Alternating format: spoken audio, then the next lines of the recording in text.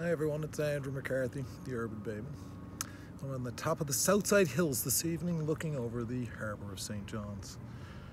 Because one of the things you've often heard me suggest is that I put very little weight in oral history, right?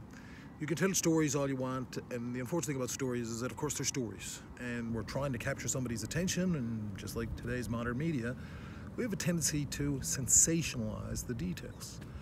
So unless you have archaeological or geological evidence to support what it is that you're claiming, I don't allow it much credence. So one of the things that we've grown up with, and I'm sure most Newfoundlanders will attest, like we've always had this feeling of impoverishment. That Newfoundland is not a wealthy place. We're a have-not province, poor fishermen. And when I look out over the city of St. John's, and I don't know if you can see it in the background because it's a magnificent evening. It's not often that I can actually get out and do videos like this in the field at this kind of height, unrestricted, without anything to protect me from the wind. But there's not a draft here this evening. And looking into the harbour, I mean, look at the beautiful fog that's creeping in here, that's settled in.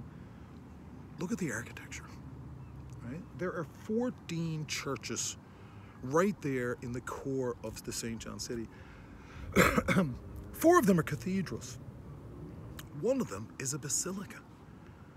Guys, you don't build structures like this without a tremendous amount of wealth. And I know that there are people that'll say, oh, well, that was a waste of money, but you have to understand that when these churches were built, that was the only way we knew how to express our wealth. There were no Cadillacs in those days, right? There were no trips to the Caribbean, right? The only way that we could express our wealth was through our homes, through our boats, and through our churches and our faith. Now, this is not the first time that I've made this realization. In fact, these thoughts are born out of a house that we bought years ago in Bonavista. It was an old fisherman's home, right? It was in a terrible state of disrepair. We paid very little for it. In fact, we were more interested in the land. It was nice, it was oceanfront property, it was a level spot. But when we got into the house, when we took possession and we walked into the house, the first thing that struck me were the magnificent staircase and railings. Then the baseboards, the wainscoting, the moldings, right? The fireplaces, the fixtures, and I'm like, holy suffering Lord, darling. I said, this is a historic property. This should be preserved. And we invited the local historic committee to come in, right, to see our exciting new find. And it was a little frustrating when they first arrived and we first started to talk, because I was expecting more of a reaction, right? There's no doubt that they were excited, but their excitement was over the fact that we were interested in doing up this house, to preserving this historic property. And under further questioning, it was finally, I finally recognized, it was revealed that this home that we had purchased was one of 1,000 heritage homes in the town of Bonavista. And I immediately thought to myself, homes like this, with this level of amenity, with these type of appointments, right? Something that is very similar to the Merchant's House, right? A National Historic Site, the Rhines premises, almost identical, other than, you know, quite diminutive in terms of its size. It was quite a bit smaller. But all of the luxuries, and my immediate thought is, where's this evil merchant that we keep hearing about? This is not poor fishermen. This is obviously a man who shared the wealth amongst all of its citizens. The archaeological evidence was there.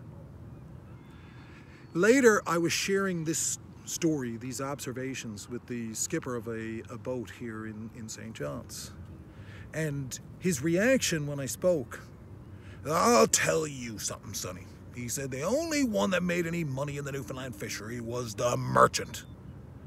And I said, well, hey boy, skipper, I said, that new 2500 Chev you're driving, I said, you borrowed that from the merchant this morning, did you? He looked at me and said, what? I said, the house that you stayed in down in the desert, down in California all winter, you were house sitting for the merchant, were you? What? You good word, right?